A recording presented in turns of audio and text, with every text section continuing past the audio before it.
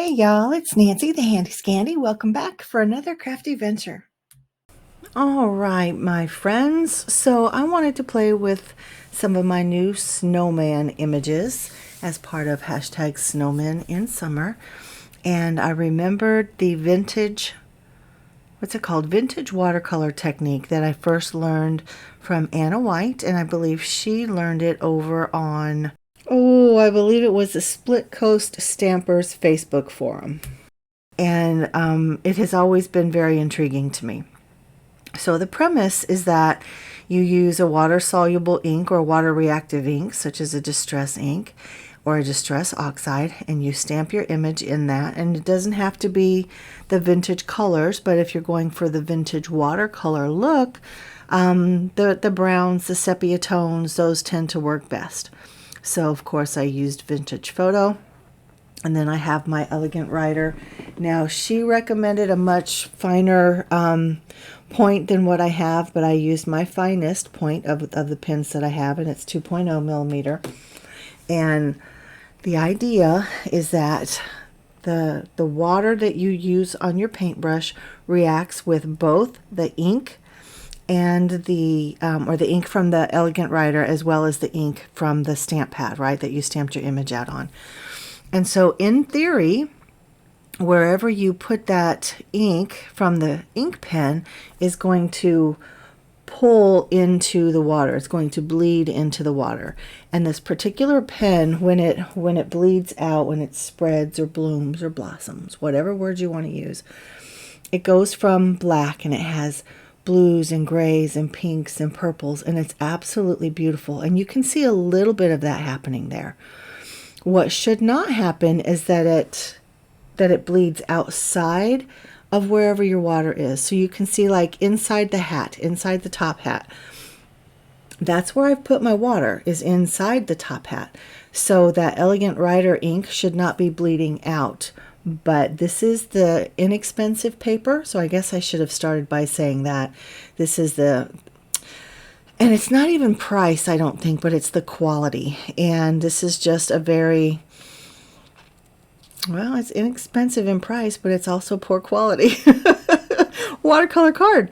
So, and it's fine for a lot of different things. However, I'm finding that this particular cardstock watercolor paper is not good for this technique. So I used my just plain water on my paintbrush initially, trying to get the Vintage Photo to react, and it did to some degree, but not very much. And then of course trying to get that Elegant Writer to react in the way that it normally does and stay within the lines of my image. It's not doing much of either. So I'm bringing in my my watercolor crayons, which is something that you can do with a lot of different techniques.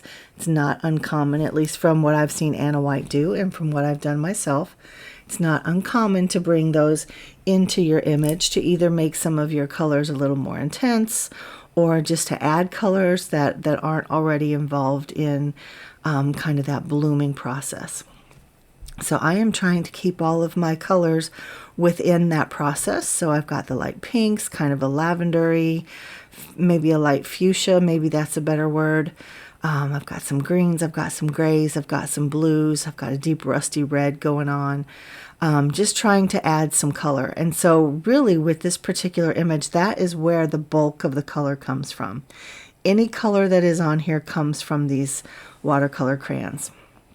And I am showing you most of my process for both cards because I want you to see that I tried to do everything the exact same so that the main variables would be really just the paper and the way the paper responds to the ink of the stamping, the ink of the Elegant Writer, the water itself, and even the watercolor crayons. So yeah, that's where we're at. I'm coming back in with my Elegant Writer just to see if I can't get some more of that ink to move. And it really doesn't. What it ends up doing is just looking like ink splots. Splots, is that a word? Splotches? Splats? Y'all help me. But I'm trying. And if you guys know me, you know I don't give up on much. I don't throw many things away. I find a way to make it work or make it make sense, even if it doesn't in the beginning. And I'm sure those of you who have been with me for a while, you can attest to the fact that some things look like a hot, stinking mess before they become something that's presentable, if you will. So just finishing up with my watercolor crayons, just trying to get this image to a point where I'm satisfied with it, if that exists. There at that last, I was trying to see if I couldn't lift some of that Elegant Writer ink with just some water and dabbing of the towel, and that did not work at all. So I said, well, let me try my more quality watercolor cardstock. So I pulled out my Arches Cold Press, and this has never failed me, but I use it very judiciously. I'm finding that I need to just go ahead and use my stuff. You know what I mean? We've got it. I know it's good quality. I know it's going to give me what I want, so I need to just use it. For all the poor quality paper I have, I could have probably 2 more packs of good quality Arches. Just saying. All right, so cut this down to size. These are 4x4 inch squares. I'm only using one of them for today's card, but I stamped out in Vintage Photo, which needs to be re-inked. So then I pulled out my gathered twigs, and that is what I'm stamping with.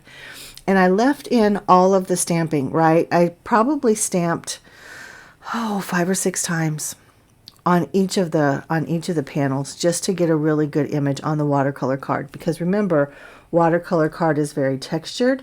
It does have a smoother side, but both sides are textured. So I wanted to make sure that I had a really good image and that I had plenty of the distress ink down so that it would react with the water. So I have this guy stamped out again. I'm using my Elegant Writer. You can see that I'm laying my ink down in more places and in smaller, I don't know what word to use, smaller strokes. I'm using some dashes and some dots and that kind of thing versus trying to follow a line.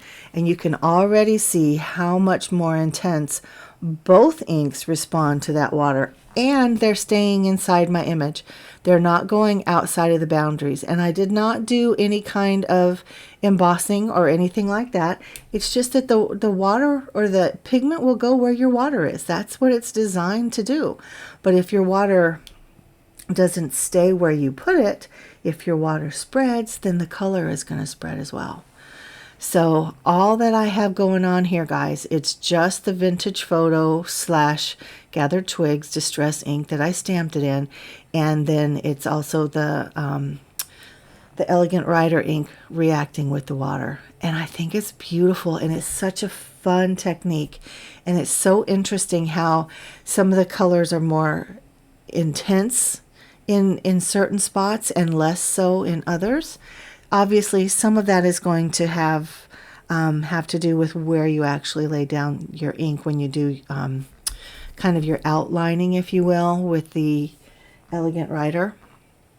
But look at that. I mean, just the intensity. Like, I could stop right here, and we already know which is the. I hate the word better because it just sounds judgmental, but which gives us a better outcome. I don't know. I don't know how to say this without using the word better. So it is what it is, right? I mean, we're not judging people in their hearts or anything like that. We're judging watercolor card. So I am again bringing in my my watercolor crayons, because again, I'm trying to do everything as similarly as I can. I wanted to have just a little bit more lightness, because you can see where it's intense. It is super intense. So I thought I would use the yellow and try to add some yellow to that. Maybe at least soften some of those greens. I don't know if it worked or not, but that's what I did. I used a little bit of orange on the nose, as you saw. And now I've got that kind of fuchsia color and the blues that I'm adding to the belly, because those are the colors that are down there on that far right corner of the belly. And then adding some blues to the top of the belly as well as to the hat, just to add some more color to those different areas.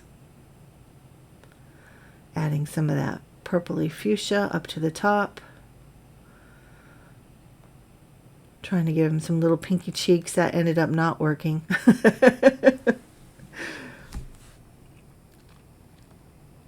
But look at that difference already. Now the color's very intense. Look at that.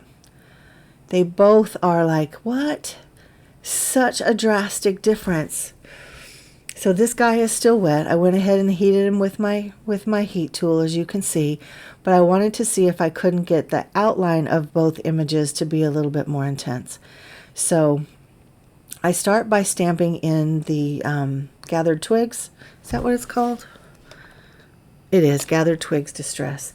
And then I decided I just wanted to go ahead and stamp it out in black. So I did. I stamped it out in VersaFine Clair. So I really like that you can see those outlines a little bit better. And then I'm going to kind of grunge up the backgrounds. I try to do them both the same, or at least as close to the same as possible, right? So I have a couple different background stamps going on, stamping down the ink and then spraying it with my little spray bottle to get those water reactive inks kind of flowing, kind of spreading. I absolutely love that look. And you can see how the vintage photo that he's actually stamped in is starting to bloom and blossom, but it's going out, which is where I've sprayed the water. So see how the ink follows the water. Does that make sense? I hope that makes sense. So I really love how that's starting to look. I've got the script on there, and I've got both of the background stamps, one for texture, one for interest. And then I'm using my watercolor crayon again just to add some splashes of color to the background.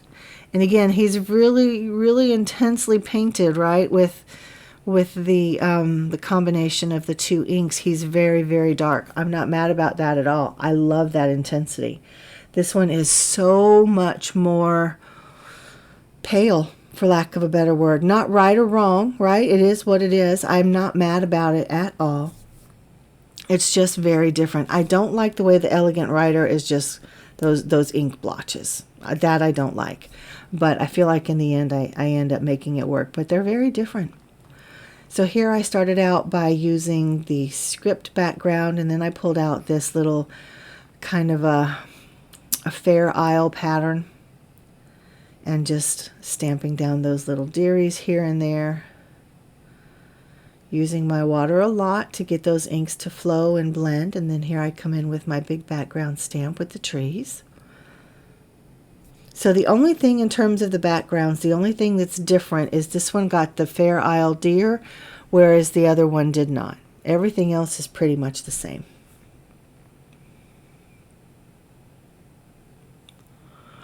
I apologize for being off screen, but I realized it.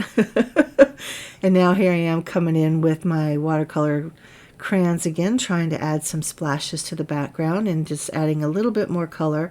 And he's still very pale in comparison, even though I do add a little bit more color to him. The other one I do not add any more color at all. Something else I want you to watch, especially at the end when we see the close-ups, you're going to see how each watercolor panel receives all of this background work as well as the splashes, the spatters of color. I want you to try to pay attention to that when we get there. And we're not too far away. We're probably 3/4 of the way through. So again, just getting my crayons nice and wet, getting all of that ink activated, and then just flicking it off. And then I wanted to add just a little bit more color. These, to me, these little circular stamps, they're from a Seth Apter set, stamp set, and they just stay on my desk. But they felt like storms, like it represented like blizzardy winds to me. I know that's probably a stretch for some of you, but that's just kind of what it made me feel like. So I wanted to add those on there, and I thought they were kind of fun. And also, if you've seen any of those cards, especially by Anna White, where she uses a lot of her postal stamps and the postage cancellation marks and things like that, it kind of is reminiscent of that as well. But to me, it was more the stormy look. But on the other one, if you'll recall, I used my inks to add that outline stamp back in there. And so on this one, I knew I was going to mess it up, so I used that acetate so I could make sure that I had my stamp laid down properly, and I do. It took a couple times to line it up, but there we go. And yet again, I'm using the gathered twigs, and then I come back in with the VersaFine and just make sure that it gets painted in black or stamped in black, and you can see how much more bold those outline lines are. And so here I have some acrylic white ink. I don't have it right next to me to tell you the brand, but it got, I don't know how anybody else, if you have acrylic ink, how it has worked for you, but this got really gloppy. So I'm about ready to throw the jar away, but there's still probably, I don't know, it's halfway full. So I don't know, maybe I need to look into it to see if I can add some water or something to it to thin it out a bit. But I have my ribbon, or not, it's not ribbon, it's a lace, and my glue gun and some of my grungy rusty bits and buttons, and just trying to add some different interest to both of these cards. Now this one is a 5x7, and I used just, what is it, kind of an ecru colored cardstock, and then I just did the ink blending and some stamping just to grunge it up a little bit. Now that postal die, that the cardstock that's cut out of, is one that I got from scrapbook.com, and up close you can see that it's more of a burlap look. It has a burlap, well, it's like a photocopy basically of burlap, and then it's printed off, but it has the look that there's lots of texture involved. So that one was kind of fun. Now this particular background is from Anna White as well. It's from her Citrus paper pad. I think it came out this year if I'm not mistaken. It feels like it's recent. And I felt like this one really pulled out those kind of pinky peachy tones in the background. And this frame is an oldie from Pink Fresh Studio. And just going to frame up this little guy. And I'm lifting the frame up on some foam tape. I went ahead and cut that panel down significantly. But really, I mean, I want the background. Obviously, we did all that background work, but at the same time, it's really the image that mattered to me. Now, this particular pattern paper is glossy, and it had, the base was white, not cream, and because my card base is white, I needed to grunge that up just a little bit. So keep that in mind when you have pattern papers, y'all. You don't have to take them as they are. You can alter them in any way that you want. You can add stenciling, stamping, ink blending, you name it. Make it work for you. And so I laid down a piece of the lace across this card, and then I glued down my panel as well as the lifted up frame, and then just trimming off that excess lace. And then I'm sorry I'm off screen a little bit down here, but I'm adding another little vintage tin star to that corner, and I think it's super cute. But here are the close-ups. So you guys just notice the differences. Notice the way that both of the inks were taken. Notice the way that the stamps look on the background, as well as the splatters. Notice how the Elegant Writer bled both directions on this particular paper. And the splatters look like big splotches versus splatters. Whereas this one, they look like smaller splatters, and you can see just the difference in the inks. You can see how the vintage photo slash gathered twig really bled out into the background when I sprayed it, and the rest of it stayed inside of the image. I just think there's significant differences in these, and you can see the background stamps look different, the splatters look different.